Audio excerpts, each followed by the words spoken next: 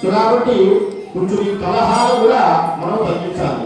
తర్వాత ఈ వృషభ రాశి వారికి కూడా ఈ సంవత్సరము అధిపతి ఎవరంటే సుబ్రహ్మణ్యేశ్వర స్వామి వారు. ఈ వృషభ సరస్వతి అమ్మవారి అనుగ్రహం పూజ చేసుకుంటారు. వారికి సరస్వతి అమ్మవారి అనుగ్రహం పొందాలంటే సరస్వతి అమ్మవారి పూజ చేస్తూ ఉండాలి. ఇంట్లో కూడా సరస్వతి అమ్మవారు కానీ లేకపోతే దక్షిణామూర్తి స్వామి వారి ఇంట్లో పెట్టుకుని చక్కగా పిల్లలు కూడా చక్కగా సరస్వతి నమః లేకపోతే దక్షిణామూర్తి నమః అనుకుంటూ ఉండాలి. రాశి ఫలాలు విధానం ఏమనుకున్నామంటే ఆదాయం ముందు ఆదాయం ఎట్లా ఉంటుంది, తర్వాత ఈ విషయం ఆ విషయం. ముందు ఆదాయం ఎట్లా ఉందని మనం తెలుసుకుంటాం. ఆదాయం కూడా మేషరాశి వారికి చెప్పినాను. మేషరాశి వారికి ఆదాయం ఎట్లా ఉంటే వచ్చేది కంటే పోయి ఎక్కువ ఉంది మేషరాశి వారికి. సో మనకి ఏంటంటే ఆ వచ్చిన ధనము మనం జాగ్రత్తగా పడితే కానీ మనము నిలబడలేము.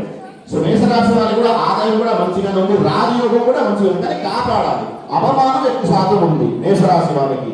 వృషభ రాశి వారికి కూడా మనకి రాజయోగం మంచిగా ఉంది. అంటే వాళ్ళకి ఎలక్షన్లో ఎవరు నిలబడతారు, వాళ్ళకి రాజక్షేత్రంలో ఎవరు నిలబడతారు, అట్లాంటి వాళ్ళు కూడా మంచిగా వాళ్ళు ఏంటంటే ఆ సుబ్రహ్మణ్యేశ్వర స్వామి వారి పూజ చేసుకుని వెళ్తే వాళ్ళకి మంచిగా జరుగుతుంది.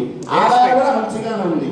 ఆదాయం ఎంత ఉందంటే 70% ఆదాయం ఉంటే 30% పోయి ఉంది. అంటే మనము మరి ఏంటంటే ఆ 70% దగ్గర వచ్చినప్పుడు మనం జాగ్రత్తగా కాపాడుకోవాలి. అప్పుడు మనకి ఎటువంటి సమస్య ఉండదు. మిథున రాశి వారు ఎంతమంది ఉన్నారు? మిథున రాశి వారు చాలా మంది ఉన్నట్టున్నారు. మిథున రాశి మిథున రాశి వారు కూడా ఎట్లా ఉండబోతుందంటే మిథున రాశి వారు కూడా స్వాస్థ్యపరంగా అసలు మంచిగా ఉండదు.